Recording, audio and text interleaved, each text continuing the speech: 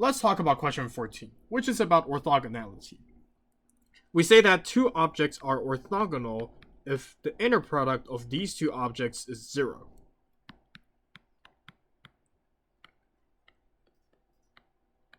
This is the definition of two objects being orthogonal.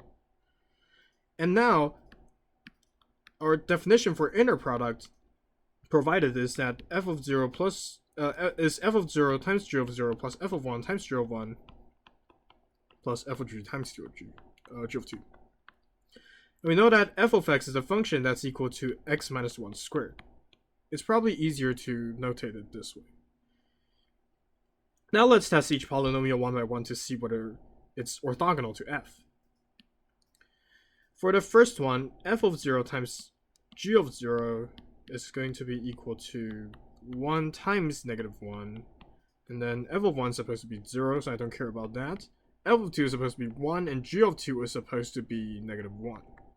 So the inner product is equal to negative 2, which doesn't work. For polynomial b, let's try it out.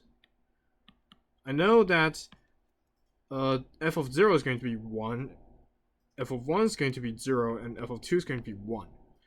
G of 0 is equal to negative 1, and g of 2 is then equal to something else, which is 5. So I get 4 as my inner product, which is not 0. Try polynomial 3. Inner product of f comma g is equal to 1 times something plus 0 times something plus 1 times something.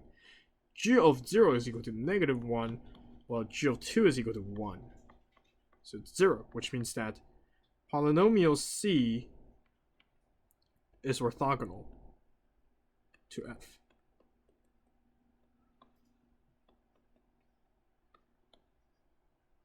We should still check our last solution. The polynomial d is just x. So it would be 1 times 0 plus 0 times 1 plus 1 times 2, which is equal to 2. And this inner product is still not equal to 0, so polynomial d is not orthogonal to f. The only polynomial that's orthogonal to f then should be polynomial c, x minus 1.